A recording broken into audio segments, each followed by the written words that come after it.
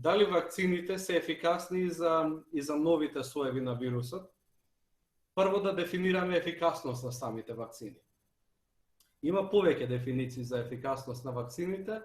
Треба да знаеме прво како е дефинирана ефикасноста. Ако ја дефинираме ефикасноста кон исход зараза со вирусот, некои вакцини имаат 70% ефикасност, некои 80%, некои 95%, некои 92%, но доколку ефикасноста ја дефинираме кон крајна цел смртен исход или сериозна хоспитализација со интензивно лекување, онда ефикасноста на вакцините е околу 100%. Дури би рекол меѓу 95 и 100%, според тековни информации, понатаму како се вакцинира се поголем и поголем број од населението, така ќе имаме и повеќе детали, но според мене најрелевантно е ние ефикасноста да ја разбираме како ефикасност кон смртен исход, бидејќи тоа е релевантно во оваа пандемија. Овој вирус предизвикува релативно висок процент на смртни исходи и на хоспитализации. И ние сега како крајна цел, доколку успееме да ги намалиме тие, тоа е најрелевантниот дел. И затоа ефикасноста треба да ја дефинираме не колку се ефикасни за да сузбијат зараза, туку колку се ефикасни за да сузбијат смртни исходи и хоспитализација со интензивно лекување.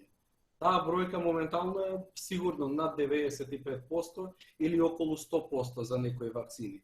Затоа викам дека најдобрата вакцина е онаа вакцина која ќе ни стане прва достапна.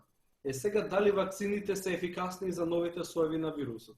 Доколку ефикасно се дефинираме као веројатно за заразување со вирусот, за некои нови соеви, например како за бразилскиот сој, утврдено дека овие вакцини кои моментално ги имаме, имат благо намалена ефикасност, но вие и доколку повторно се заразите со некој таков сој, многу е веројатно дека симптоматологијата ќе ви биде многу блага и токму тоа е поентата на вакцините.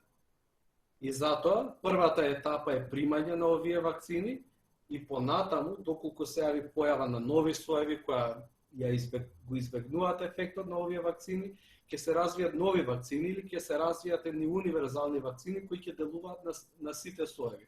Но моментално и овие вакцини кои ги имаме си обавуваат својата работа, барем да ја надминеме првата етапа на пандемијата, а понатаму само ќе треба да влеземе во една фаза во која ги контролираме бројките и за неколку години да се обидеме целосно да ја сузбиеме оваа пандемија. Се надевам дека бев јасен, имаат некаков ефект и на новите соеви.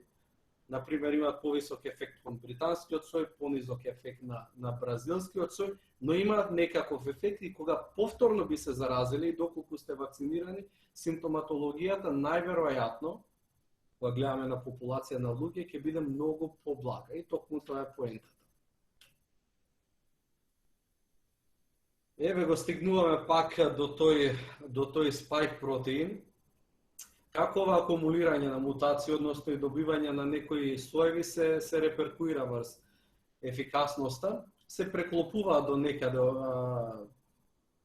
овие две работи. Сега спајк протеинот.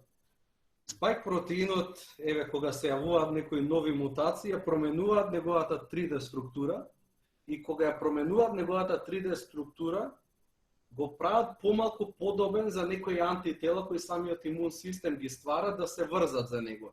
И затоа викаме дека некои од овие мутации, например кај бразилскиот сој има неколку мутации, дека ја намалуваат ефикасноста на врзување на тие антитела. И најверојатно благо ќе ја намалат и ефикасноста на вакцините, но рековме дека и кога би ја намалиле ефикасноста кон заразување со вирусот, симптоматологијата ќе биде многу поблага. Сега има еден позитивен аспект кај овие мутации во генетскиот код на спајк протеинот, кај многу соеви, во многу географски локации во светот, се појавуваат истите мутации. Во Индија и во Калифорнија истата мутација. Во Бразил, па и кај британскиот сој сега се јави додатно некоја мутација, постојано се повторуваат истите мутации. Мене тоа ми индицира дека веќе вирусот нема каде да оди, дека нема веќе толку голема голема способност да еволуира понатаму во некој диверзитет кој ќе го избегнува имуниот одговор. Доколку иде сега понатаму во друг правец со други мутации, предпоставуваме дека ќе му се намали неговата способност да се пренесува. И мислам дека до некаде се затвора кругот на нови мутации, бидејќи постојано се повторуваат истите мутации, иако едниот го викаме, не знам, калифорнијски сој, другиот го викаме индиски сој, генерално тие се сродни соеви и ги носат истите мутации. И сега ние треба да го стеснеме само